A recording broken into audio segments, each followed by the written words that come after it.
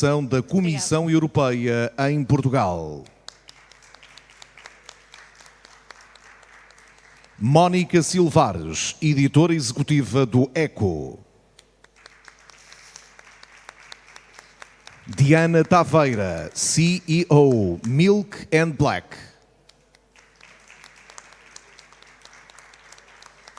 Felso Ganhane, Summersamp, Alumenai.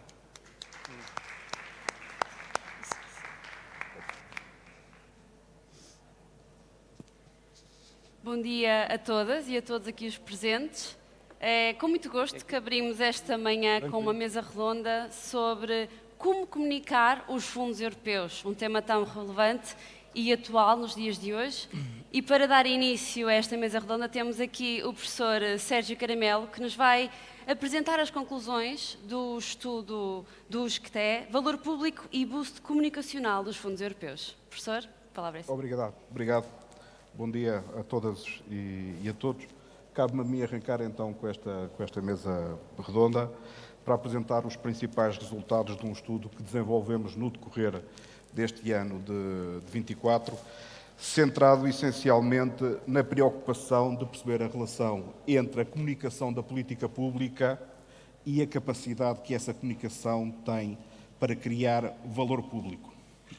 O conceito de valor público é um pouco exótico, portanto, é abstrato, é de difícil percepção e até demonstração e explicação, mas é muito importante e muito útil para nós percebermos o alcance e a própria integração na sociedade das opções de política pública. E aqui temos o caso particular, alvo do nosso estudo e que nos reúne aqui hoje, que tem a ver com os fundos europeus e, em particular, o Portugal 2030.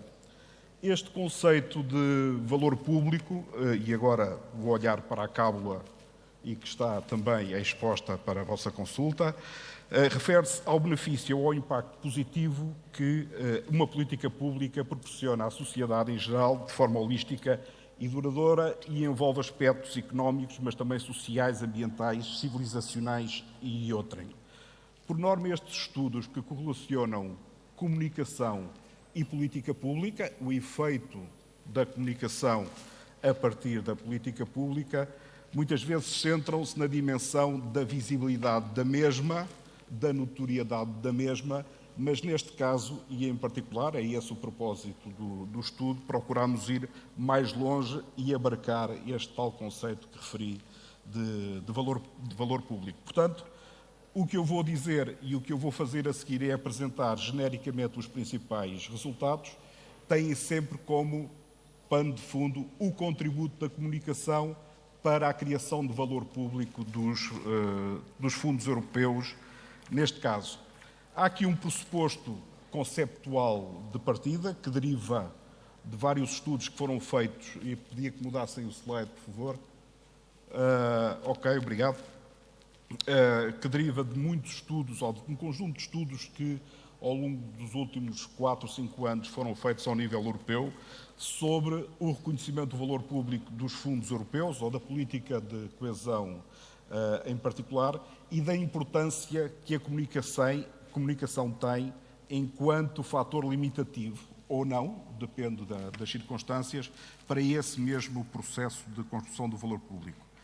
Neste caso, parte-se do pressuposto que os cidadãos são os instrumentos da construção do reconhecimento desse valor público, numa dualidade entre a percepção subjetiva, da percepção subjetiva e da capacidade que eles têm de participar e interagir diretamente com as políticas.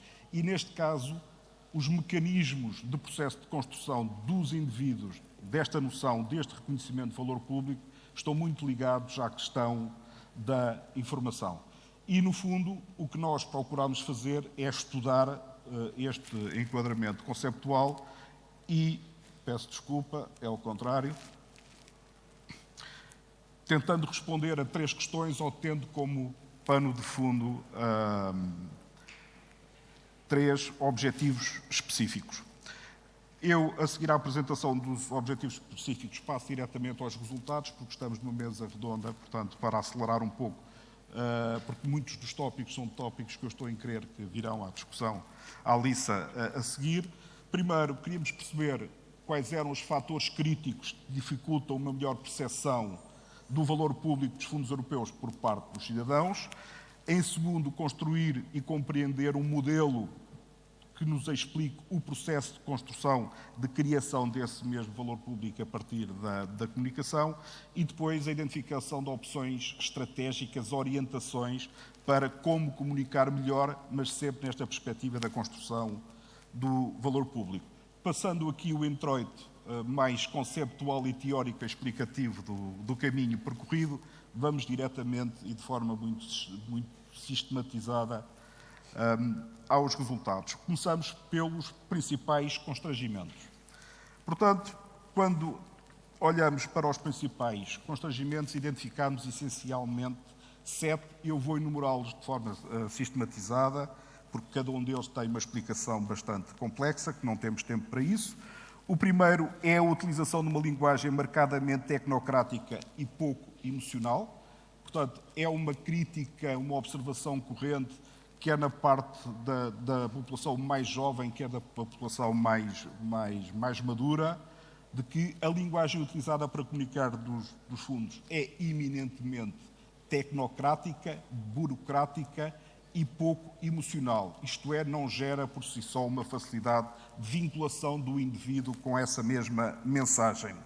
O segundo é um reduzido relevo concedido às realizações e aos resultados das políticas, isto é, muitas vezes o foco da atenção está, quando se trata de comunicar, em casos mais extraordinários, mais interessantes na perspectiva de criar um hype comunicacional de um determinado momento, e gasta-se muito mais energias a divulgar os recursos disponíveis do que propriamente a própria política. Portanto, a própria comunicação acaba por ter uma dinâmica, mesmo a formal, acaba por ter uma dinâmica que se estabelece como um constrangimento. Terceiro, a excessiva ênfase nas questões fraturantes e nos fatores negativos.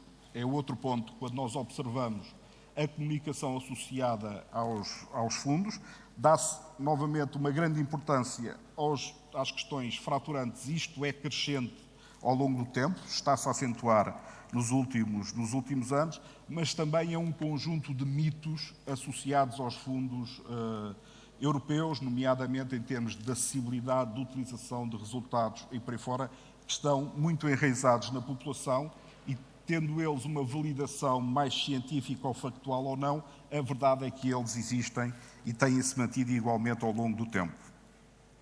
Em quinto lugar, o reduzido envolvimento do cidadão como produtor de comunicação mensagem. A mensagem e a comunicação produzida sobre os fundos comunitários, historicamente, é muito formal e a partir das instituições responsáveis pela gestão dos próprios fundos. Esta realidade tem-se estado a mudar de forma significativa ao longo do tempo, não haja dúvidas em relação a isso. Mas, no entanto, não podemos deixar de reconhecer que nas novas formas de comunicação, nomeadamente em contexto digital, o cidadão, enquanto produtor de comunicação e de mensagens sobre esta matéria, ainda tem um papel bastante limitado. Depois, em sexto lugar, uma utilização e enquadramento desadequado junto dos novos média, que está ligado a este ponto anterior. E aqui eu faço uma ressalva. Nos últimos 2-3 anos houve alterações bastante significativas neste domínio e nós ainda estamos a trabalhar com referenciais históricos anteriores e, por fim, um desadequado ajustamento da mensagem às especificidades regionais, etárias e sociais dos destinatários. E aqui ganha particular realce a questão dos jovens e a questão das especificidades regionais no momento de comunicar. Portanto, 7 constrangimentos mais significativos são estes, e a partir destes nós tentámos perceber o processo de construção e criação do valor público. Não vou explicar a metodologia que conduzimos ou que executámos para chegar a este modelo, mas para todos os efeitos importa só, provavelmente tem dificuldade em ler, identificámos um leque alargado de variáveis modeladoras deste sistema, deste ecossistema de construção do poder, portanto, do valor público a partir da comunicação. Elas são quase 60, 55, se a memória não me falha. Isto são um conjunto de variáveis que nós sabemos que impactam este modelo. E o que nós fomos fazer a seguir é criar um modelo dinâmico que representa exatamente o funcionamento deste ecossistema, no sentido de perceber, através do funcionamento e da modelação do sistema, como é que é produzido este valor público. Não sei como é que estou de tempo. Prossiga. Muito bem, obrigadíssimo. E deixo aqui 2 destaques, para termos uma ideia do papel que algumas variáveis podem ter neste processo, apresentando aquelas variáveis que são os principais fatores de bloqueio, isto é, obstáculos apreciáveis a uma evolução positiva do valor público, e a seguir aqueles que serão as variáveis com maior capacidade de mobilização e tração desse mesmo processo de construção do valor público. Alguns exemplos, e eu acho que estes exemplos de fatores de bloqueio são bastante próximos e identificáveis, quase de senso comum, para grande parte das pessoas que têm uma ligação mais próxima com este mundo dos fundos europeus. A utilização de uma linguagem tecnocrática e vocabulário altamente burocrático, neutro e complexo, que eu já expliquei anteriormente. Ligado a isto, a utilização excessiva de siglas e acrónimos na comunicação sobre os fundos europeus.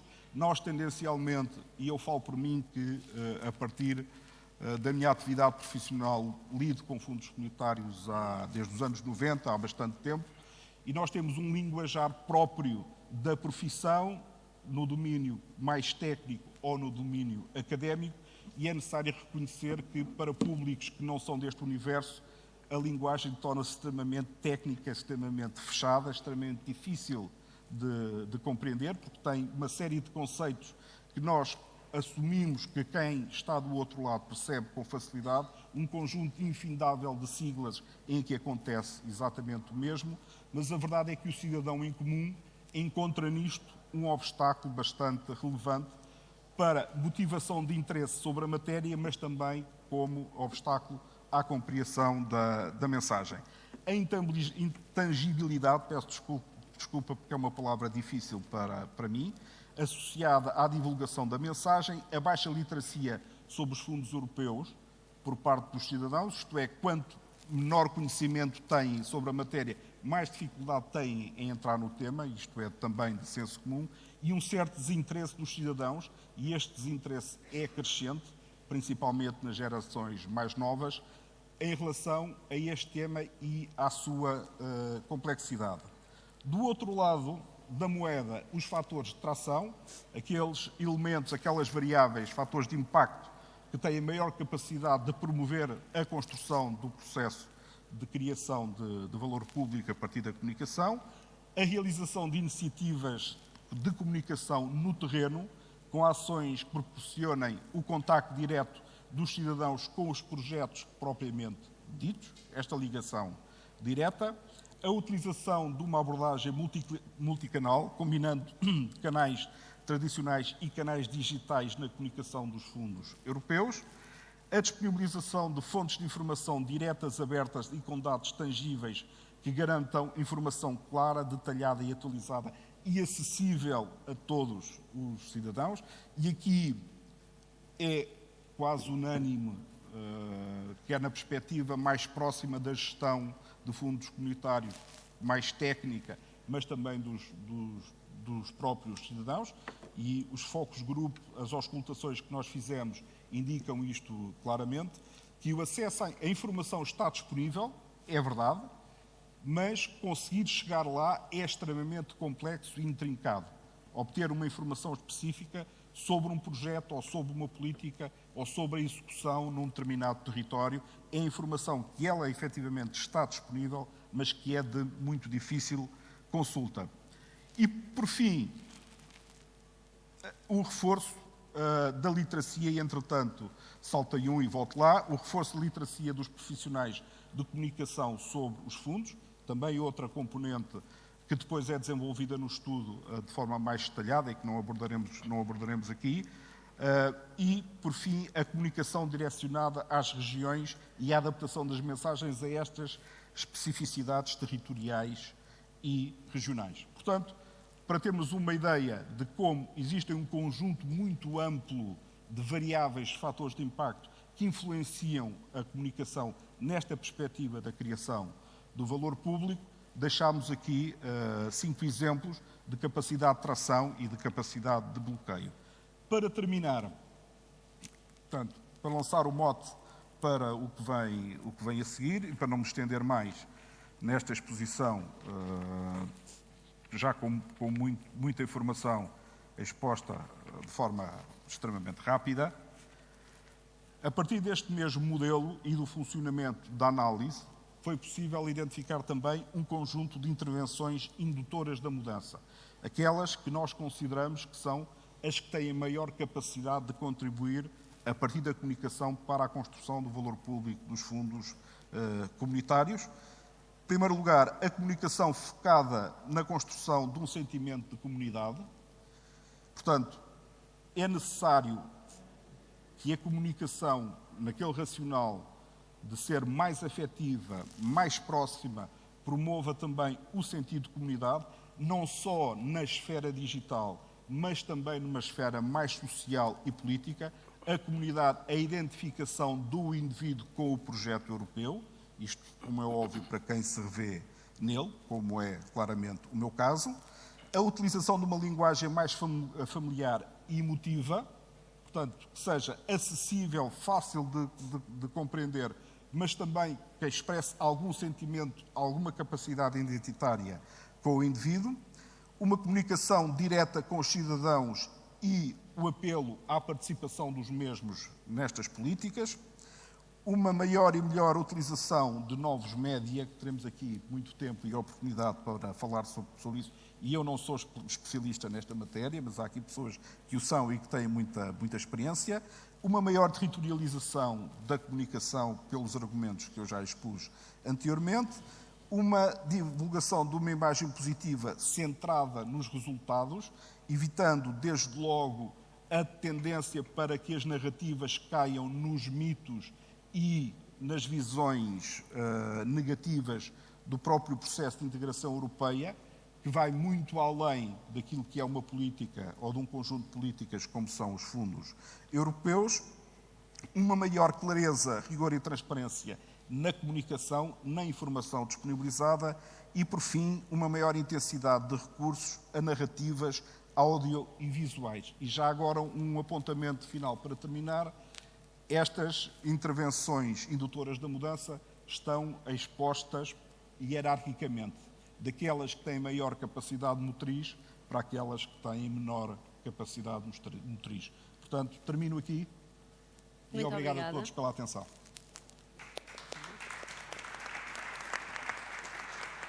Muito obrigada por expor estas conclusões para dar aqui o mote à nossa conversa. Antes disso, quero voltar para introduzir os restantes oradores do painel. Temos Diana Taveira, CEO da Milk and Black, uma agência de comunicação que trabalha exatamente com estas estratégias de comunicação diariamente. Fels Ganhane, alumni do Summer Camp, a Escola sobre Assuntos Europeus da Representação da Comissão Europeia em Portugal. E, claro, Mónica Silvares, diretora executiva do Jornal Eco, que já com uma vasta experiência em cobertura mediática destes assuntos europeus. E como o professor ainda há pouco apontou, temos a tendência para cair numa desconexão maior nas gerações mais novas, e daí eu gostava de começar a conversa aqui com o Fels, também para perceber da sua perspectiva qual é o olhar dos jovens para a União Europeia e consecutivamente para os fundos europeus. Muito obrigado, antes de mais.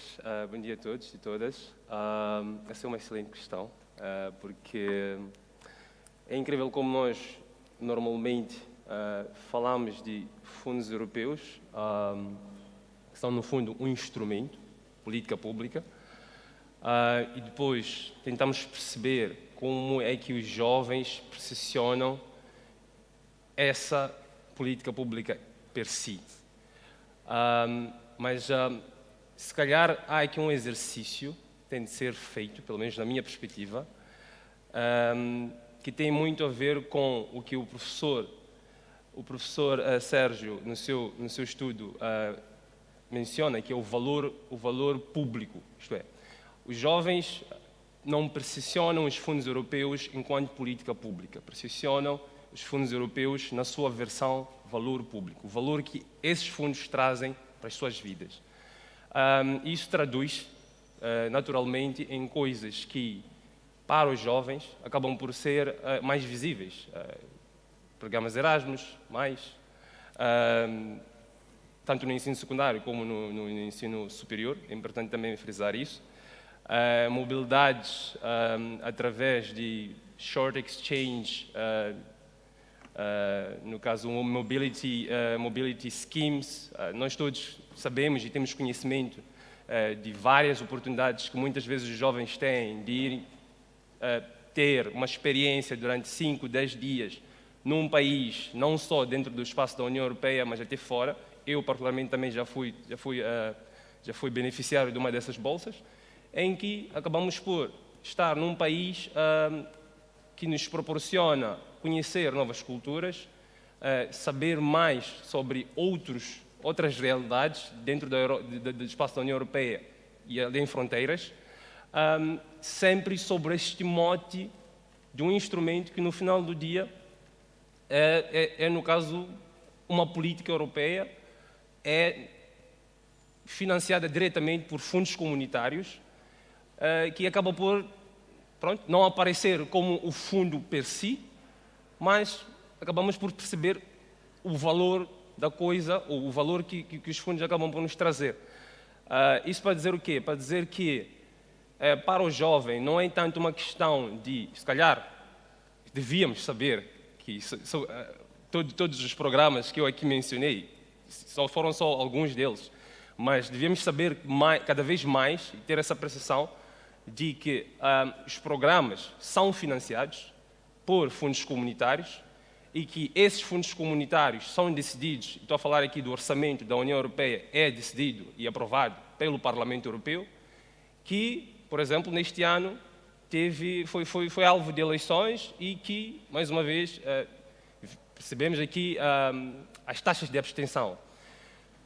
Agora, qual é que é a relação entre as duas coisas? Eu acredito que, muitas vezes, até nós, que vivemos em bolhas, porque eu acredito que muitos de nós que estamos aqui, se estamos aqui é porque, de certeza, vivemos dentro de alguma bolha, seja ela como beneficiário de fundos europeus, ou então como um Summer Camp Alumni, que é o meu caso, que acaba por me proporcionar saber mais sobre os assuntos europeus. Mas o jovem normal, ou o jovem que vai a uma universidade, quer tirar o seu curso, depois ouve falar de uma mobilidade para a Itália, para a França, raramente ouve falar das instituições que estão por detrás da aprovação dos fundos que financiam essas oportunidades. Portanto, é mais a questão do valor que as políticas trazem e não tanto a questão de onde é que vem o dinheiro e, principalmente, quais são as instituições por detrás da aprovação desses pacotes financeiros. Isso acaba por se refletir bastante, como eu disse, nas eleições e em outros momentos, até mesmo da participação cívica no nosso dia a dia, porque não é só uma questão de eleições, estamos a falar de iniciativas de cidadania europeia, que a gente pode propor leis, porque existem esses mecanismos que estão abertos para todos, para que possamos contribuir de forma construtiva para a União Europeia. Mas que, lá está, raramente dá-se ou percepciona-se dessa forma. É sempre uma lógica de está aqui a política, eu posso me beneficiar disto e, efetivamente, vou aproveitar este mecanismo que está aqui ao meu dispor. Portanto, para dizer que sim, os jovens, pelo menos da minha perspectiva, percebem os fundos europeus nessa perspectiva que é oferecida pelo professor Sérgio, de valor público, e não tanto quanto pacotes financeiros e que, pronto, têm impacto nas nossas vidas e que são objeto de decisão ao nível das mais altas instituições da União Europeia. E esta percepção, não só olhando aqui para gerações mais novas, mas agora para uma perspectiva mais geral, e vou virar aqui para este lado para a Mónica, esta percepção também cabe muito não só ao cidadão, mas também como é que a informação chega à casa do cidadão. E aqui os mídias têm um papel fundamental. E eu gostava também de saber como é que é a sua percepção, tanto do lado dos mídias, como é que estes assuntos têm sido abordados nos órgãos de comunicação social portugueses. Olá, viva. Antes de mais, muito obrigada pelo convite e pela oportunidade de aqui estar. Eu diria que os fundos europeus nunca são um tema fácil, a todos os níveis. Ponto 1, porque não há muitas notícias disponíveis sobre fundos europeus. Para as pessoas que não dominam muito a questão da comunicação social, para se perceber, a informação chega às redações via comunicados de imprensa das várias entidades que desejam comunicar as coisas, ou, e é essa a forma mais desejável, através de uma notícia que os jornalistas sacam. É a expressão que nós utilizamos. Pronto. E essas são sempre as mais relevantes, são as que normalmente é aquela coisa que não é tão óbvia e que é aquilo que verdadeiramente é notícia. E daí entronca naquilo que o Sr. Professor dizia, de que normalmente nós parece que estamos sempre a comunicar o lado negativo dos fundos. É verdade, mas normalmente é esse lado negativo também que se calhar é mais notícia do ponto de vista de accountability dos fundos. Não quer isto dizer que eu não acho que seja super relevante e faz falta e deveria haver mais espaço na comunicação social para isso também, ou se calhar não na comunicação social de tudo tipo jornais, rádios, televisões, mas se calhar nos novos mídia, espaço para a percepção de para que é que os fundos servem. E lá está, mais uma vez, entronca naquilo que o estudo que o Sr. Professor dizia. As pessoas não têm muita noção de que, se calhar, tudo aquilo em que interagem no seu dia-a-dia foi, de alguma forma, pago com fundos europeus. Eu costumo dizer na redação, na brincadeira, porque as pessoas estão a dizer lá vens tu outra vez com os fundos. Eu, sim, mas tudo é pago pelos fundos. Tudo é literalmente pago pelos fundos. E, se calhar, até coisas que não deviam ser. Mas pronto, mas isso era outra questão que não é agora aqui para a chamada. Dito isto, é muito difícil. A dificuldade começa no ponto prévio, que é arranjar as notícias. A segunda é chegar-se ao pé de um jornalista, chegar-se ao pé de um editor e explicar-lhe porque é que aquela notícia é importante ou é interessante. E começa logo pelo título. Porque, lá está, nós temos supostamente utilizar uma resma de siglas para nos referirmos a que fundo é que estamos a falar e pronto. E basicamente é do estilo, já morreste, é do estilo, esquece, isso não interessa a ninguém quer saber. E, portanto, o que é que acontece? Nós temos de fazer um compromisso entre a correção técnica exata que aquele tema merece e simplificar de forma a quem lê, as pessoas normais que vão a correr as notícias normais, parem e olhem para aquilo. Porque, e depois é verdade, é assim, a dificuldade que existe na estabilização das siglas, pronto, eu acho que, eu não quero cometer aqui nenhum erro, mas eu diria que, com exceção do Compete, nenhum programa operacional mantém as mesmas siglas de quadro comunitário para quadro comunitário. É só um horror. Eu lembro-me que, pronto, lá está, isto de uma pessoa ser velha tem estas coisas, de falar com algumas pessoas que comentavam comigo com alguma graça quando estávamos a terminar o CREN, e eu perguntava assim, até como é que vai ser como é que se vai chamar o novo quadro comunitário? E as pessoas diziam, o novo, para mantermos aqui alguma estabilidade, vamos lhe chamar novo CREN.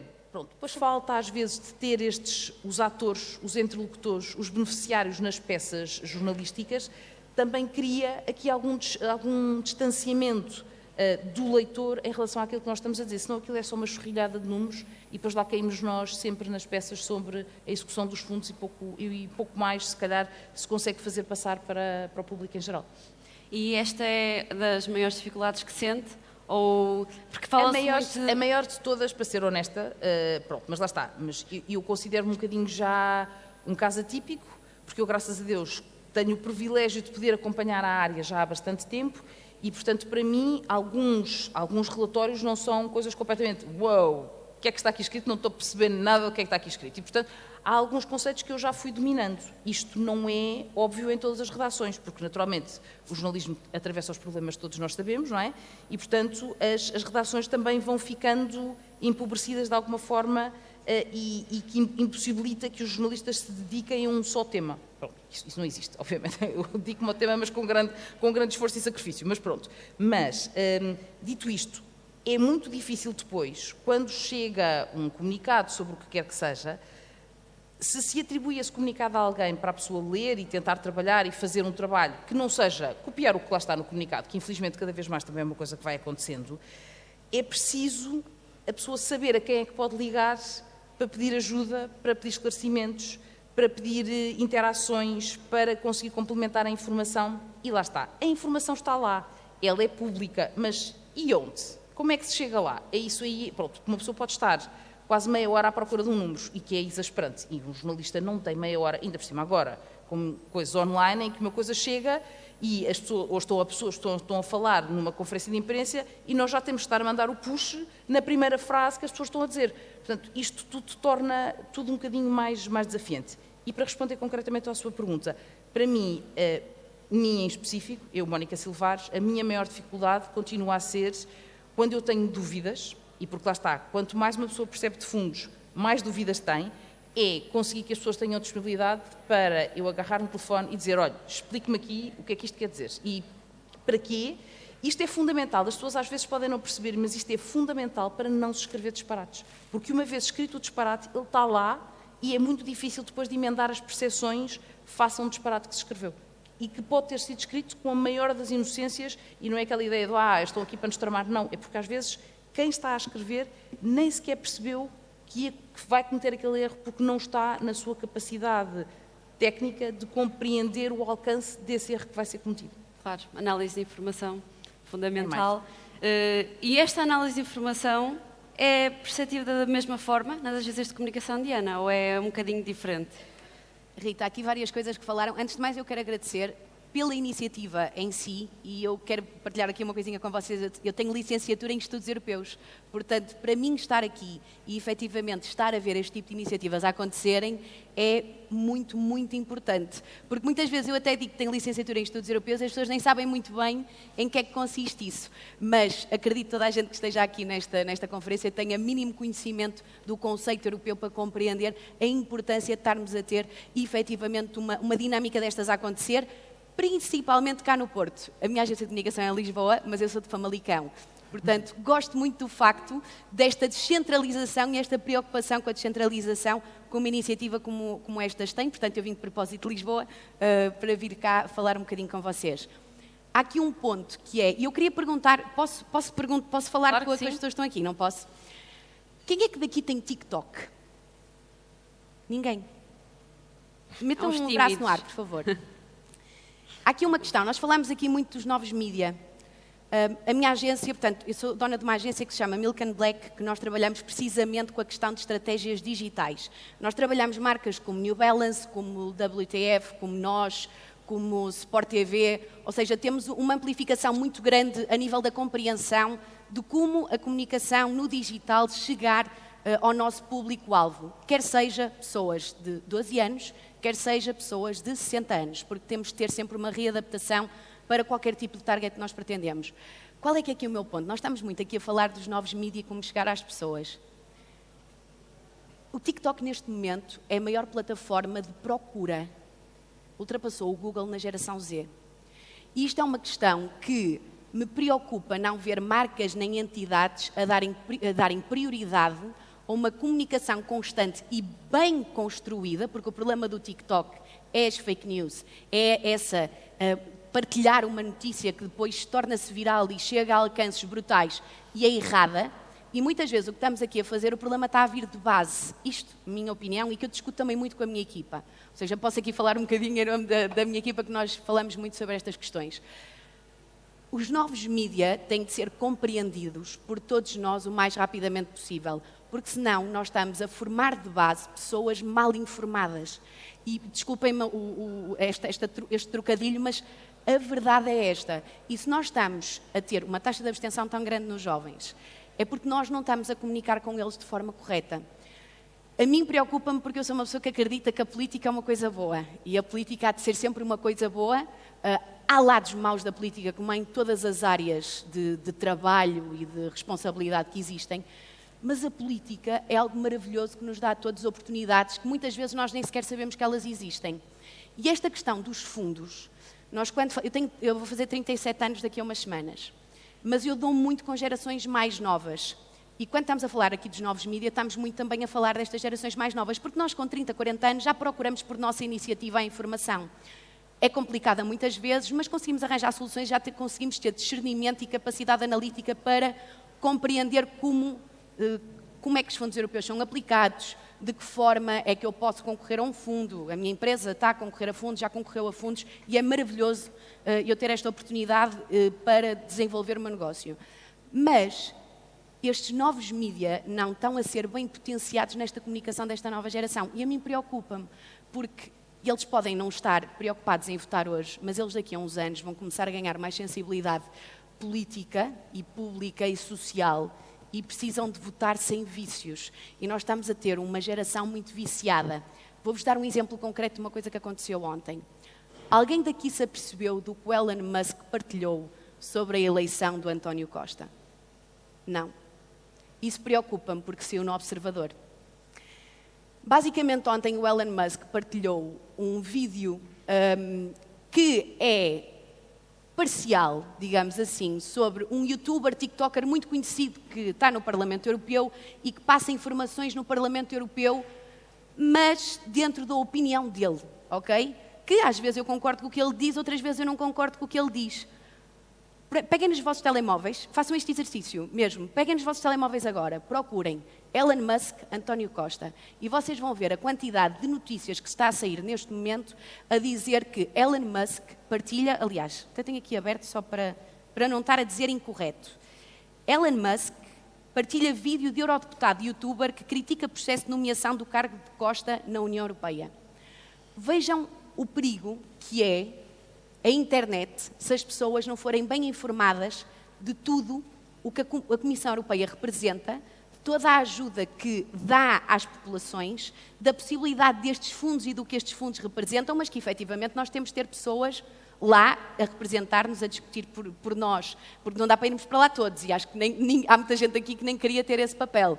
Portanto, há aqui um problema que é, nós não estamos a saber lidar com os novos mídias, nós não estamos a saber de que forma é que podemos puxar os novos mídias para uma informação correta. E há outro problema que falaste, que é o algoritmo nas redes sociais é que está a criar esses mundinhos. O algoritmo é muito perigoso, porque se eu só procuro informação com determinadas palavras-chave, em que eu estou só a procurar coisas más, só me vai aparecer coisas más sobre esse assunto. Portanto, se eu sou aquela pessoa que estou à procura de coisas sobre os fundos europeus, que é fraude, roubou, não sei o quê, não sei o que mais, só me vai começar a aparecer, porque o algoritmo vai pensar, esta pessoa gosta deste assunto, portanto vou-lhe entregar isto. Nós temos de contrariar isso. Há hoje em dia, efetivamente, formas de o contrariar.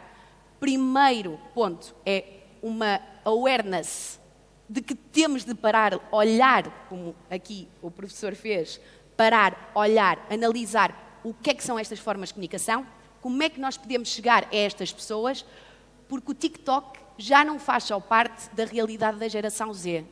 Eu tenho 37 anos, daqui a umas semanas, calma, tenho 36, eu tenho 36 anos e eu já vou ao TikTok muitas vezes em vez de ir ao Google procurar informação, ok? Porque sinto que é mais intuitivo. Tenho logo uma pessoa a falar comigo, um vídeo a explicar umas coisas. Mas nós precisamos de compreender de que forma é que nós, eu estou a dizer nós porque eu tenho muita preocupação nesta questão dos fundos europeus, porque eu acho que isto é uma coisa boa. E faz-me confusão quando eu estou a falar com alguns amigos meus e eles olham sempre para isto como uma coisa má. E eu muitas vezes estou ali a tentar defender e a explicar de que forma é que, por exemplo, a Milk and Black já teve esses apoios e passo contactos a amigos meus, de empresas de consultoria que fazem isto, ou seja, de que forma é que eles podem efetivamente aproveitar isto para potenciar a empresa. Mas eu acho que as pessoas já estão tão viciadas, quer com o algoritmo, quer com a informação, da forma como lhes está a chegar, que há aqui um trabalho de base que tem de ser feito, que é como é que vamos dar a volta a isto neste momento. porque eu acredito que já há muitas coisas que estão a ser feitas, como por exemplo esta iniciativa, que é maravilhoso isto estar a acontecer, mas o digital e a internet é muito perigoso e tu, acima de tudo, sabes isso.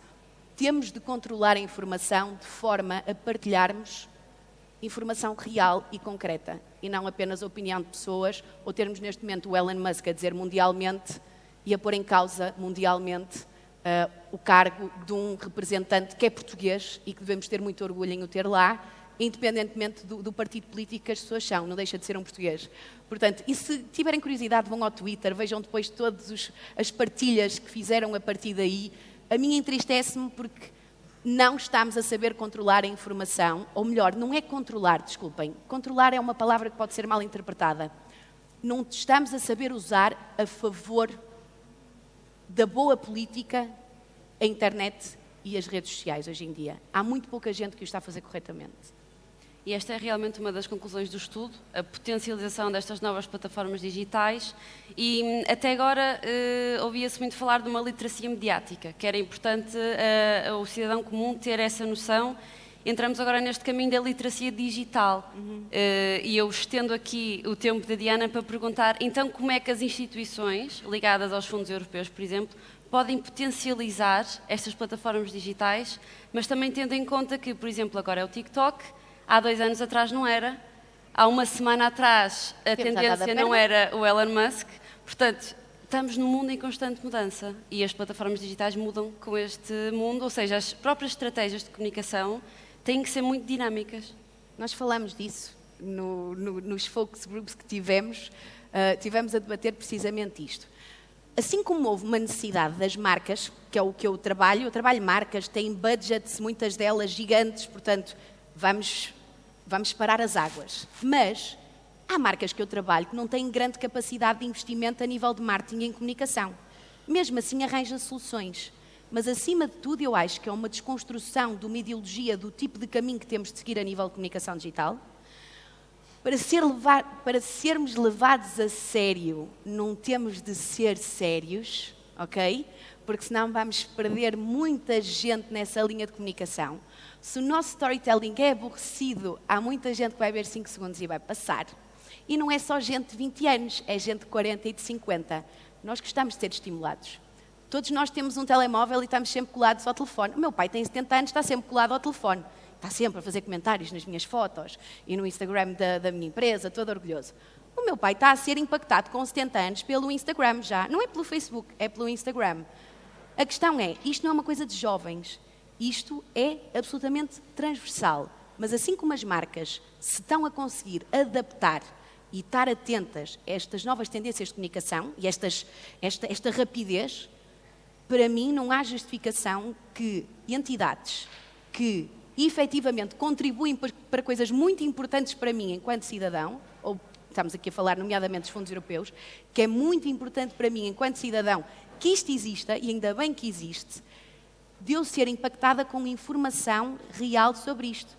E sim, tenho de saber quem são os opinion leaders do digital, porque hoje em dia não importa só os opinion leaders que vão comentar à SIC Notícias às 10 da noite, em que ninguém da minha idade vai ver aquilo. E muitas vezes ninguém de 40 anos vai ver aquilo. Nós temos de identificar os opinion leaders que estão no digital, que existem muitos, mas o facto de estarem no digital não tem menos credibilidade. Há sim formas, há campanhas de marketing de influência que podem ser feitas, assim como se metem mupis na rua, assim como se mandam um PR para os meios de comunicação, pode-se criar grupos de trabalho que sejam envolvidos em processos de criação de campanhas e de estratégias que envolvem influenciadores. E quando eu estou a falar de influenciadores, eu não estou a falar da pipoca mais doce nem da Madalena Abcacis. Eu estou a falar de que há pessoas na internet que têm audiências muito interessantes e que têm números e alcances muito interessantes e que são credíveis. Eu gosto de acreditar, eu não tenho muitos seguidores. Eu tenho 20 mil seguidores, mas eu acho que sou uma pessoa credível. E não é por eu ter seguidores que deixo de ser uma pessoa credível ou vir para aqui toda maquilhada e toda arranjada que deixo de ser uma pessoa credível. Nós temos é de ter grupos de trabalho dentro destas entidades, na minha opinião, principalmente nesta questão dos fundos europeus, que estejam focados em identificar quais são as tendências de comunicação no digital. Perceber quem são os protagonistas do digital. E não só quem são os jornalistas que são os protagonistas, nem os comentadores que são os protagonistas. Nós temos de impactar estas pessoas, de falar com elas, ter uma linha de comunicação direta. Estes PRs não podem ser só enviados para os jornalistas, têm de ser enviados para estes opinion leaders, porque o nível de alcance e de interações que eles têm neste momento é absurdo. E não vou dizer perigoso, novamente, porque não quero dramatizar muito este assunto, mas pode se tornar perigoso se nós não acompanharmos esta rapidez que está a acontecer no digital. Mas eu continuo a acreditar, como falamos no Focus Group, que há muitas formas de potenciar esta ligação com o digital que favoreça efetivamente os fundos europeus e que demonstre aquilo que é o excelentíssimo trabalho que está aqui a ser feito. Uma ótima sugestão para as instituições e agora aqui se calhar direcionava para o professor. Como é que conseguimos alinhar estas estratégias de comunicação, mas também com as expectativas do cidadão? Ou seja, o que é que ele está à procura não é próprio, pode não ser o que nós queremos passar. Quais são estas estratégias que podemos implementar aqui para ir ao encontro dessas perspectivas? Bem, eu não vou desenvolver grandes pormenores sobre as estratégias da comunicação digital, portanto, não é claramente a minha praia, desculpem esta expressão mais popular, mas posso fazer algumas referências desta experiência de auscultação e de partilha que foram feitas no âmbito do projeto, em que constituímos painéis de peritos, 3, em que tínhamos pessoas ligadas ao universo da comunicação digital, pessoas ligadas, um segundo painel de peritos de pessoas ligadas aos meios de comunicação, chamemos tradicionais, e um terceiro painel de peritos de profissionais de comunicação que derivam diretamente do ecossistema dos fundos, da estrutura de gestão dos fundos. E observamos que realmente há visões distintas, portanto, para os caminhos, não tanto em termos de diagnóstico, mas sim em termos de opções e de caminhos. Mas o ponto que julgo que os une, não é? Portanto, que une este conjunto de pessoas é o reconhecimento da importância do universo digital e, dentro do universo digital, da geração Z, não é? Ou da população mais jovem, porque hoje já não sabemos bem onde é que começa e acaba a geração Z. Para mim, a ideia forte, para mim pessoalmente, não é? A ideia forte que surgiu deste estudo, a visão, já não estou a falar como coordenador de estudo, estou a falar como cidadão, não é, que fez o estudo e que olha para ele com alguma distância, é uma ideia de senso comum na área da comunicação, da necessidade da mensagem e da comunicação não ser só efetiva, mas também afetiva. E isto deve-se, em alguma parte, esta necessidade de apostar na afetividade, na identificação individual do indivíduo com a mensagem relacionada com fundos comunitários. Não vem só deste histórico em que predominou uma mensagem muito burocrática, muito formal, portanto, com muitas siglas, etc., que falámos aqui. Isto é um histórico, mas é um histórico que progressivamente tem estado a evoluir, mas olhar para ela na capacidade de induzir esta mensagem e esta capacidade de comunicação no sentido da identificação do indivíduo e, neste caso, do indivíduo com uma política comunitária. E, para mim, como democrata, como europeu, como alguém, na perspectiva, na posição de cidadão, muito favorável, profundamente favorável ao processo de integração europeia, e eu aqui também tenho o tal histórico, não é? Histórico de alguém que tem muitos anos, que eu ainda me lembro vagamente de um Portugal sem fundos comunitários, lembro bastante, e lembro-me o quão diferente era e quão diferente se transformou 10 anos depois. Portanto, olhando para a minha meninice dos anos 80 e depois para a minha juventude, adolescência nos anos 90, e num processo de transformação eminentemente ligado Portanto, a investimento estrangeiro, a investimento público, a infraestruturação do país, por aí fora. E é evidente que a minha geração, pelo seu percurso de vida, tendencialmente é muito mais pró-europeísta. Portanto, é normal que assim seja. Nós temos um histórico, tanto que nos permite quase um racional de contraditório. Portanto, eu conheci uma realidade e conheci outra, e isso leva-me a tirar conclusões. As gerações mais novas não têm esta precisão, não têm esta visão, não têm esta sensibilidade, nem têm esta visão de histórico, de perceber o quão transformador estas políticas foram para o caso de um país como Portugal. Esta ideia de afetividade é a afetividade da identificação do cidadão com a política enquanto instrumento de promover uma vontade pró-europeia. Porque se era absolutamente fundamental há alguns anos atrás, ao dia de hoje, as dificuldades, os problemas, eventualmente no processo de integração europeia, os maiores que tivemos nos últimos 30 anos, e um crescente desinteresse, e nós temos números, estudos que nos dizem isso, dos jovens em relação ao processo de integração europeia, e eles são tendencialmente menos europeístas do que as gerações anteriores, ao qual acresce o facto de quanto menos qualificados são, menos europeístas são ainda, mais dificuldade têm em perceber o processo, a mensagem, a sua valência, o seu histórico e assim sucessivamente. Neste caso, é evidente que isto é um processo civilizacional, não temos dúvidas, que não começa nem acaba num instrumento de política como os fundos comunitários, por muito importantes que sejam, não temos dúvidas disso, mas a comunicação destas políticas tem, e isso nós sabemos, um papel muito importante neste processo de promover a identificação do cidadão com o processo de integração europeia.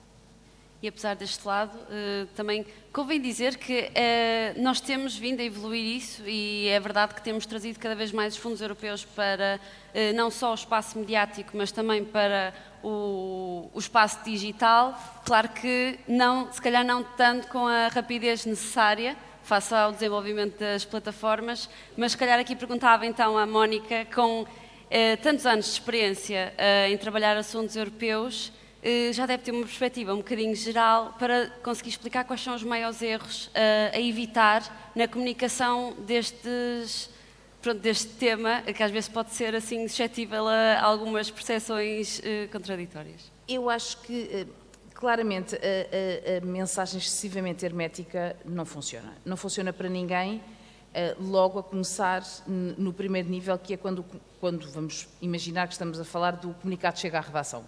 Se o comunicado chega à redação e quem o recebe nem sequer percebe nada do que é que lá está, nem a relevância do que lá está escrito, o caminho será, assim, um jornalista recebe centenas de e-mails por dia na caixa de e-mail e, portanto, o mais provável é que ele acabar em delete e nem sequer há uma tentativa de ir atrás ou para perceber o que é que aquilo possa ali estar por trás. Acho que também iniciativas como esta, e como eu digo, como esta é em que os fundos europeus saem à rua, ou seja, os interlocutores falam, os jornalistas podem, eu não digo que seja formalmente conferências de imprensa antiga, não é? Em que alguém chega a um palanque, os jornalistas fazem perguntas, pronto, nem estou a dizer isso, mas ideias que mostrem a utilidade dos fundos, isso permite, ponto 1, que os atores políticos e técnicos de cada uma das áreas saiam do seu gabinete, exponha por si próprio, pelas suas palavras e com o entusiasmo que estas matérias lhes merece seguramente, e que permite aos jornalistas também interagirem com eles de outra forma, que não seja só via e-mail com meia dúzia de perguntas que nunca satisfazem. Por mais perguntas e por mais cuidado que a pessoa possa ter na formulação das perguntas, elas nunca são exatamente a mesma coisa que uma pessoa falar com a outra cara a cara. Pelo menos eu tenho essa noção. E, portanto, o trazer esta minha ideia, trazer os fundos à rua, permite que os jornalistas interajam mais com as pessoas e, portanto, se calhar, daquele assunto que está a ser mostrado naquele momento, pode decorrer outro, porque a pessoa se lembra de uma outra pergunta que tinha ali, outra coisa, e de um único evento podem nascer 3 ou 4 notícias do mesmo jornalista. Nem sequer estou a falar de todos os outros que vão iniciar. Ou seja, isto também não quer isto dizer que se deva banalizar, porque senão depois o que acontece é que há uma multiplicidade de eventos e ninguém põe lá os pés. Pronto, isso também não é o que se pretende. Acho que também, às vezes, poderia... aquilo que estava a ser dito relativamente aos novos mídias, eu acho que é fundamental. Eu acho que até nos meios tradicionais, nós tentamos um bocadinho fazer isso. Por exemplo, eu estou a pensar... Eu criei há pouquíssimo tempo, digo pouquíssimo tempo, dentro do género, um podcast sobre fundos europeus. Apercebi-me que não havia nenhum e depois o meu diretor dizia-me assim: mas tu achas que alguém vai querer falar sobre fundos europeus? Eu pensei, bom, quer dizer, se nós convidarmos e ninguém vier, pronto, significa que provavelmente ninguém está interessado. Mas a verdade, eu devo-vos dizer que, para enorme surpresa minha, pessoas que nunca se disponibilizaram a dar-me uma entrevista formal aceitam vir ao podcast e conversar. O porquê, não sei, porque diz podcast, porque a conversa é diferente, se calhar é mais fluida, não sei, mas eu acho que tem corrido lindamente. E o que é que nós usamos? Nós depois, naturalmente, porque já temos esta percepção de que é preciso alavancar os outros mídias, não é?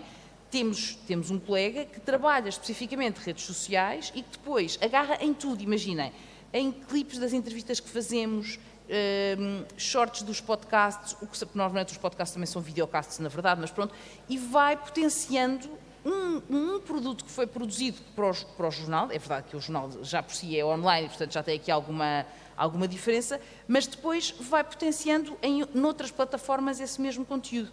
E eu acho que isto é uma coisa ótima, é uma visão diferente e que permite criar conteúdos de qualidade que não são bias, que não é a opinião de não sei de quem, que é um influencer, porque às vezes eu pergunto-me, e então, e estamos a ouvir esta criatura porquê?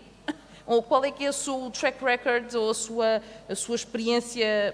Não consigo perceber, pronto, mas lá está. Mas isso é essa parte que eu digo, que eu sou um bocado dinossauro e às vezes não percebo muito bem essas coisas. Acho que também, do lado de quem faz a comunicação destas coisas, dos fundos, às vezes também podia haver alguma sensibilidade de olhar para os diversos meios e fazer propostas. Porque fazer uma proposta não quer dizer que esteja a tentar controlar a informação. Porque há espaço para tudo. Há espaço para fazer coisas divertidas, porque as há. Eu lembro-me de uma iniciativa que a Cláudia, que está ali sentada, e que lançou há uns tempos, e que eu achei aquilo o máximo, porque foi ao encontro de uma coisa que eu já fazia com uma colega nossa. Nós tínhamos um grupo de WhatsApp e gostamos as duas muito de fundos europeus. E então, cada vez que íamos a um país ou estrangeiro ou íamos a uma outra região do país e víamos uma coisa financiada por fundos europeus, tirávamos uma fotografia e mandávamos uma à outra. E qual é o meu espanto quando a Cláudia, há 2 anos, que acho que a iniciativa já tem 2 anos, onde desafiava as pessoas para nas redes sociais partilharem fotos de coisas que são, lá está, financiadas por fundos europeus. Isto é uma coisa gira, assim, é notícia? Não, claro que não é notícia, mas é gira, mas cria awareness em relação aos fundos europeus e àquilo que os fundos financiam e, imaginem, ao centro de saúde onde as pessoas vão fazer as vacinas, aos autocarros onde andam, e que, por sinal, aqueles magníficos autocolantes todos que deu agora todo o stress com o PRR, com a dúvida do duplo financiamento dos autocarros, mas lá está. Depois as pessoas vão perguntarem, as pessoas sabem o que é que são as siglas que estão lá atrás no autocolante do autocarro? Claro que não. Bastaria, se calhar, pôr uma bandeira da União Europeia, isto corre, e se calhar isso era simplificar a linguagem. Mostra na mesma que é a União Europeia que está a pagar aquilo, mas assim, é completamente irrelevante se aquilo é PRR, se é POCUR, se é PT 2020, se é PT 2030, não interessa. Para as pessoas só precisam de saber que é financiado por fundos europeus. E eu acho que esta simplificação de linguagem ajuda para fazer chegar a mensagem. Mas voltando aqui um bocadinho atrás, sobre as propostas que se podem fazer para os diversos meios de comunicação. Se calhar uma matéria que é mais cara para o público, por exemplo, não é a mesma que interessará, se calhar, à SIC Notícias e não será a mesma, seguramente, que interessará ao Correio da Manhã. Isto porque são ideias que podem dar peças, que eu diria que são mais peças de sociedade, são peças mais de interesse geral, não precisam de ser notícia naquela versão que eu lhe chamo do N grande, que é quando uma pessoa descobre uma história. Uma história é quando é uma coisa que, sobretudo quem está à frente de uma determinada matéria, não gostaria que aquelas notícias se soubesse. É para isso que nós cá estamos, é por isso que se diz que os mídias são o quarto poder. E uma coisa não exclui a outra.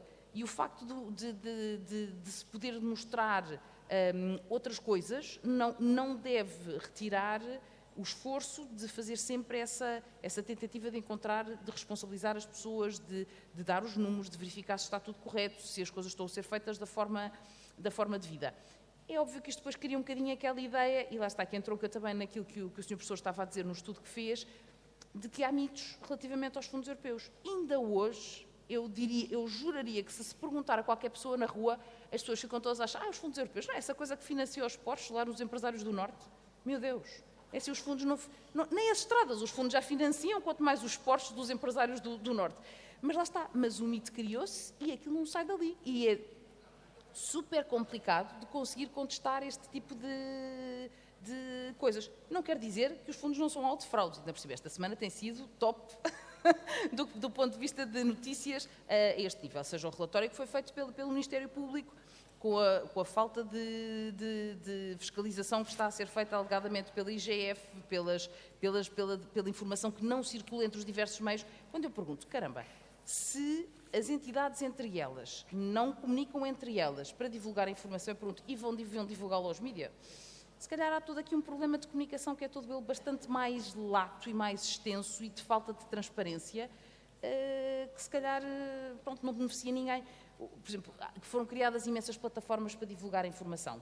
Mas depois, às vezes, vamos a ver e a informação que lá está disponibilizada tem meses de atraso. É assim, uma pessoa precisa de ver as coisas no real. É assim, eu acabei de vos dar o exemplo há pouco, que nós, quando o Primeiro-Ministro está a falar, estamos todos na conferência de imprensa de computador ligado, à espera de qual é que é a frase-chave para mandar o push. Ou seja, quando uma pessoa depois precisa ele disse qualquer coisa, naquele exato segundo, é preciso que quem está do outro lado, para perguntar aquilo que ele está a dizer é verdade ou não, a resposta tem que vir num espaço de 15 minutos, 20. Não é, vou analisar aqui a sua pergunta e se calhar daqui a uma semana eu respondo. Não pode ser. Eu digo-vos, há perguntas que eu mando nos mais diversos temas que chegam-me a demorar 2 meses para me responder. 2 meses? Mas é preciso. Mas o que é que demora 2 meses a fazer? Nem construir uma casa. As casas do PRR devem construir-se mais rapidamente do que algumas entidades a responder aos jornalistas. Pronto, e é este tipo de análises que eu acho que quem está do outro lado a fornecer a informação tem de ser mais sensível. Nós também no ECO temos tentado, lá está, nesta lógica de diversificar a informação e chegar a todo lado. Nós lançámos, há coisa de um ano, uma revista que é o Eco Magazine. É mais um esforço, porque nós somos exatamente os mesmos, em que todos os meses temos de fazer um artigo mais de fundo, mais pensado, para o papel, como nós lhe chamamos, que eu adoro. Pronto, lá está, adoro muito o papel. Porque o papel tem esta coisa institucional, fica lá, é uma coisa que a pessoa volta atrás, folheia, recorda-se do que é que já fez, do que é que não fez, pronto. O online é bom, mas é uma coisa de usa e deita fora. Se os jornais já eram um bocado usa e deita fora, o online então é uma desgraça. 2 horas depois já ninguém se lembra do que é que leu. E eu pedi, há umas edições, nós resolvemos fazer uma edição sobre a economia verde. Toda a edição, sobre todas as áreas, tinha que ver com coisas verdes. E eu resolvi fazer sobre as agendas mobilizadoras verdes. Fui pedir informação sobre os dados da execução, de que agendas é que há, os intervenientes dessas agendas. Pronto, lá consegui, com algum esforço, consegui reunir a matéria toda, falei com algumas, pronto, e fez-se o artigo.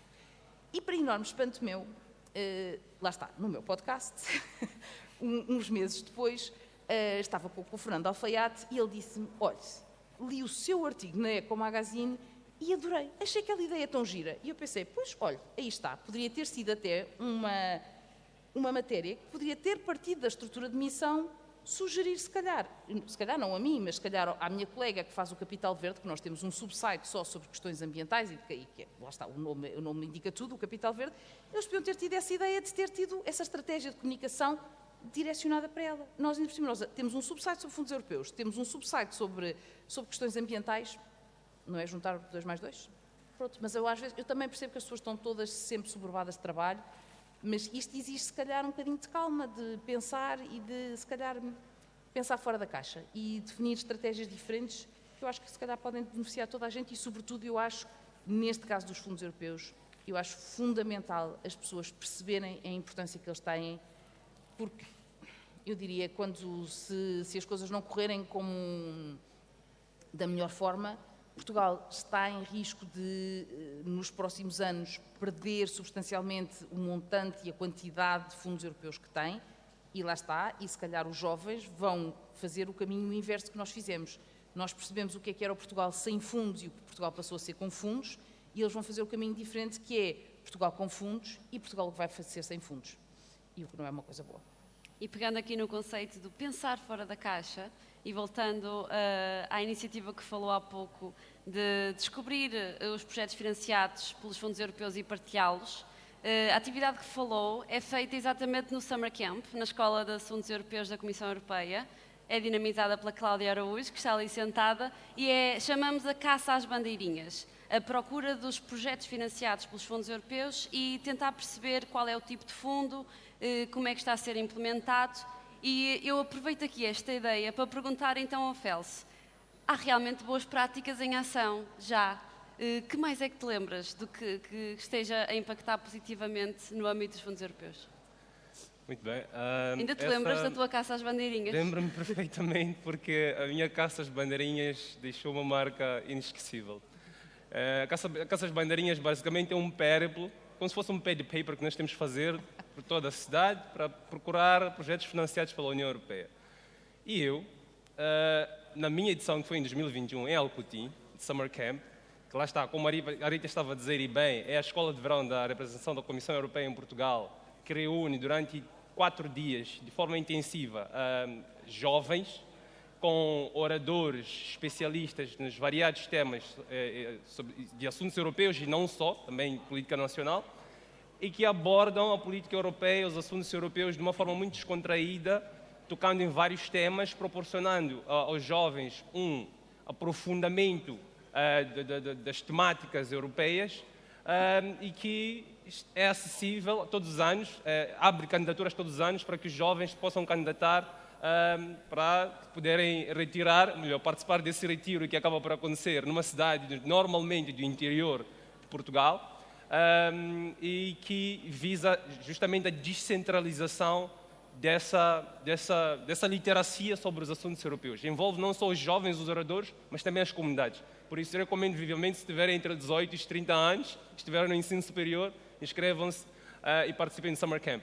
Mas voltando aqui à questão das caças bandeirinhas em Alcotim, a minha edição foi fantástica. Por quê? Porque enquanto os meus colegas foram fazendo as ruas todas de Alcotim, eu sentei-me, deitei-me de costas e fiquei no Google à procura de quantos projetos tinham sido financiados nos últimos anos naquela região em específico pela União Europeia. E foi assim como eu cheguei à resposta final, sem ter que estar ao sol e navegar.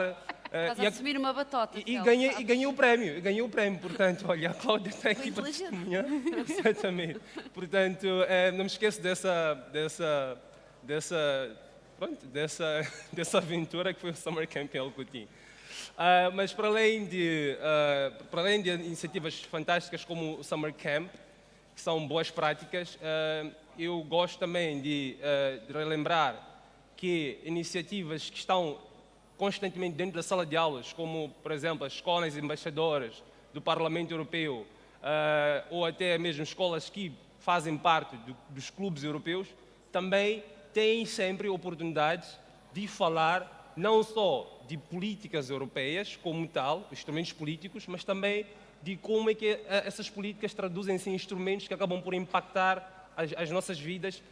E uma coisa que eu próprio faço é sempre falar e dar exemplos muito práticos de como é que era Portugal antes da adesão à União Europeia em 86 e depois.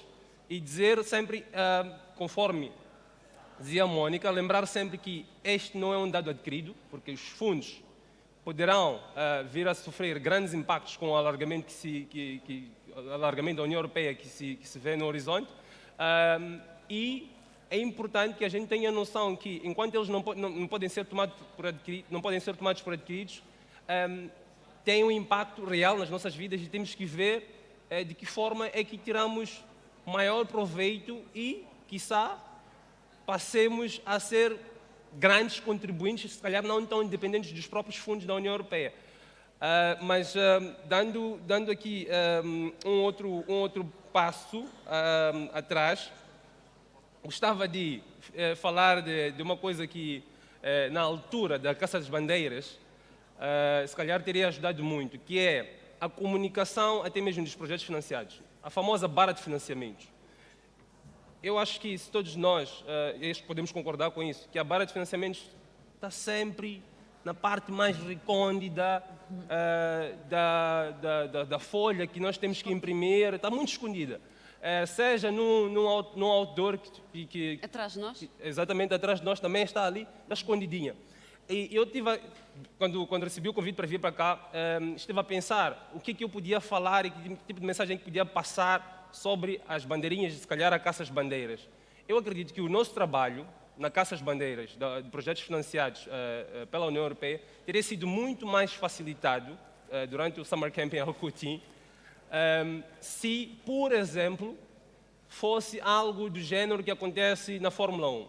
Eu sou um grande fã de Fórmula 1, não sei se vocês conhecem o desporto, mas há uma coisa que acontece na Fórmula 1 que é muito engraçada, que é as marcas, no caso, as equipas de automóveis, Ferrari, Red Bull e por aí em diante, têm patrocinadores. E cada um desses patrocinadores ganha dimensão ou ganha visibilidade no carro, consoante o montante que contribui para a marca, ou para a equipa, de automóveis, no caso. Eu acho isso interessante, por quê? Porque eu olho para a Red Bull, a primeira coisa que me salta aos olhos é a Oracle, por exemplo.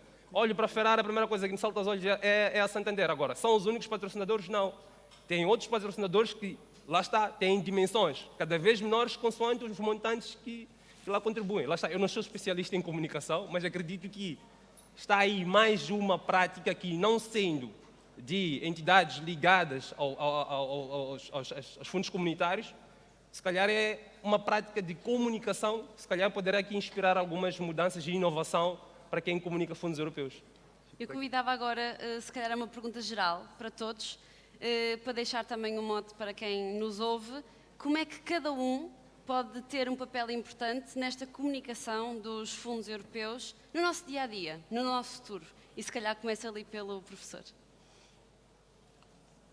Portanto, como cidadão ou como Sérgio, enquanto... Como cidadão, acho que podemos deixar aqui uma mensagem para inspirar quem nos está a ver. O Sérgio, enquanto cidadão, tem dificuldade em sair do seu contexto profissional de alguém que trabalha e estuda fundos comunitários desde os anos 90. Não é?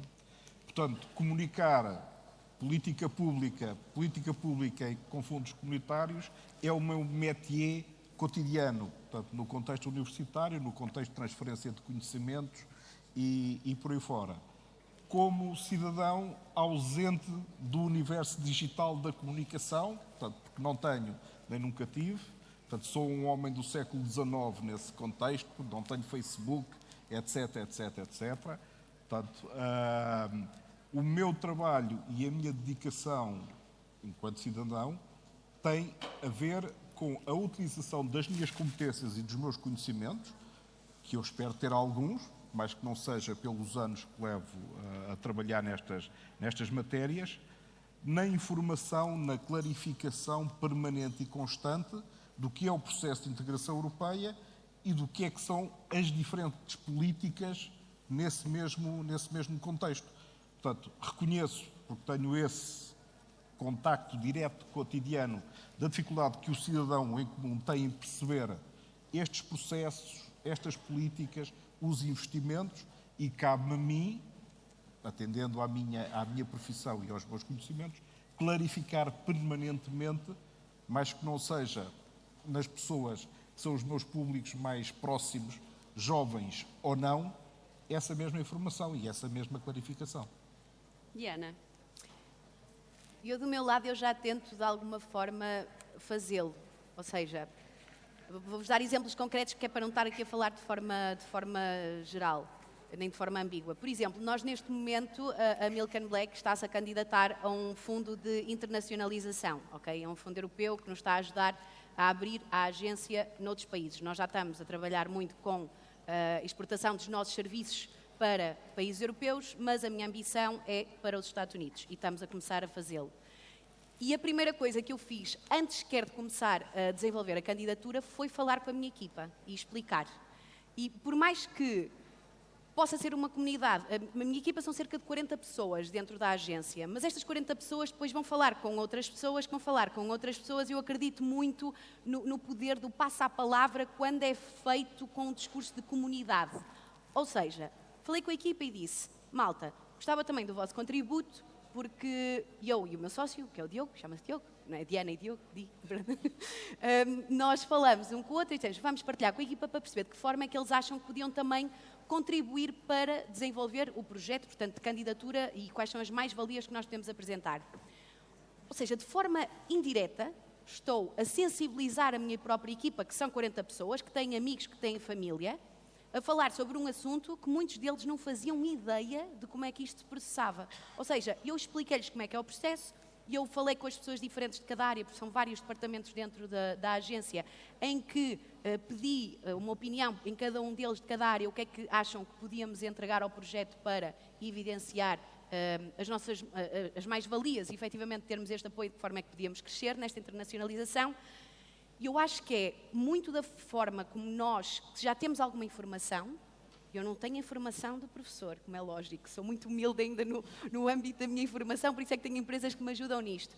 Mas eu sou muito curiosa e eu falo muito, se calhar, como já perceberam. Controlei-me aqui muito para não intervir e não interromper os meus colegas, que seria falta de educação. Mas, havendo uma partilha de conversas, eu acho que as pessoas acabam por ser sensibilizadas e começam a ser alertadas para assuntos que se calhar nunca tinham parado para pensar sobre eles. Há outra coisa que nós também falamos, que foi um dos contributos que eu dei nas conversas que nós tivemos no estudo, que uma das sugestões que eu tinha dado é que, efetivamente, as entidades governamentais têm acesso às informações de IES das empresas, nomeadamente da minha área de agências de comunicação. E nós temos... Esqueçam que eu sou diretora de uma agência de comunicação neste momento, porque eu neste momento aqui não estou a puxar a brasa à minha sardinha. Eu tenho consciência do trabalho exímio que agências de comunicação fazem em Portugal, por isso é que nós estamos muito a exportar os nossos serviços. Nós temos cada vez mais outros países europeus a virem contratar os nossos serviços, precisamente porquê? Pela nossa capacidade estratégica de olhar para um problema de comunicação e de o resolver, porque nós, portugueses, somos bons a desenrascar e arranjar soluções. E acho que nós temos agências de comunicação no mercado nacional, várias, que são altamente competentes para ajudar neste contributo de encontrar essas soluções. E outra, eu conheço, portanto, são meus colegas, meus concorrentes, mas eu não gosto de chamar concorrentes, porque eu acho que é espaço para toda a gente. Os meus colegas diretores de outras agências de comunicação no país, e eu conversei com eles depois de nós termos tido o gathering que tivemos, em que eles disseram que teriam toda a disponibilidade e toda a vontade de pertencer a um grupo de trabalho que efetivamente envolvesse até as equipas num projeto de bora ajudar os fundos europeus a serem comunicados de outra forma, a potenciar a sua comunicação. Nós estamos a falar mesmo de agências que comunicam marcas a nível internacional que estão aqui em Portugal. E não estarmos a aproveitar esta vontade e esta disponibilidade destas agências de comunicação em Portugal deixa-me um bocadinho triste, mas foi uma das soluções que efetivamente falamos, que é bora criar um grupo de trabalho de agências de comunicação nacionais, identificar algumas que se calhar são as melhores para mais esta ativação, eu acho, digital, que eu acho que é a maior necessidade que existe hoje em dia. Ou seja, como é que estes novos mídias se comportam, como é que nós podemos impactar todas estas diferentes gerações e estes diferentes targets, e os TikToks, e os Facebooks, e os Twitters, e tudo e mais alguma coisa. De que forma é que nós todos juntos temos que contribuir, termos um grupo de trabalho que paramos, analisamos e apresentamos soluções.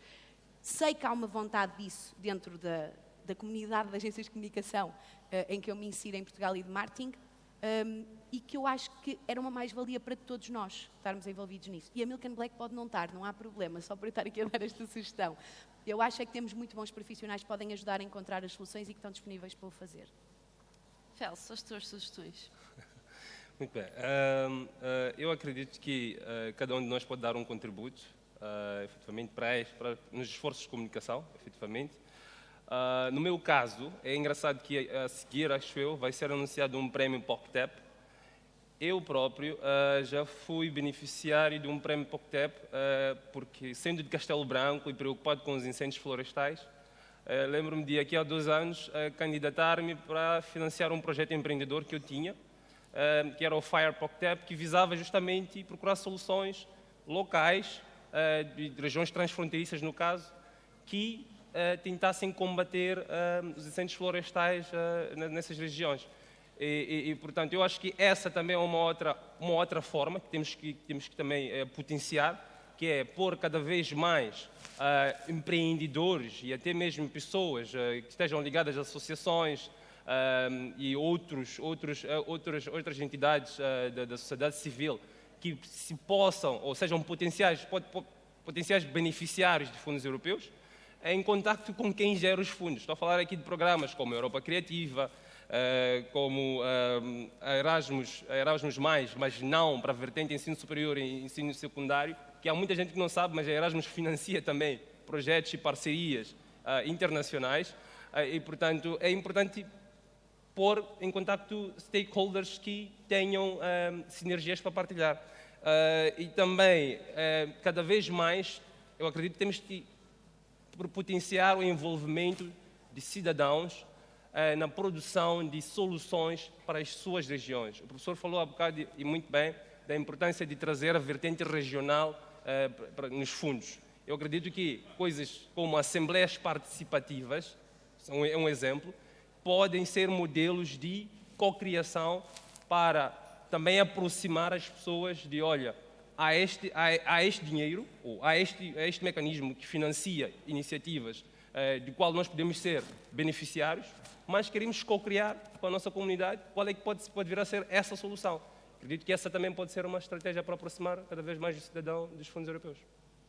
Mónica, umas últimas palavras. Umas últimas palavras muito rápidas, porque já nos estão ali a fazer sinal que já estamos a passar o tempo. Eu prometo, o meu compromisso imenso com os fundos europeus é total. Pronto, eu respiro fundos europeus diariamente e a minha promessa é continuar a escrever muitas notícias, se assim me permitirem, sobre o tema. Muito obrigada. Falamos aqui realmente dos desafios atuais da comunicação dos fundos europeus, mas também das oportunidades e do olhar para o futuro, e contamos também convosco desse lado para continuarmos a construir esta ponte. Obrigada a todos que estão no painel e pela vossa atenção. Muito obrigada. Obrigado mesmo. Estiveste muito bem, Rita. Obrigado.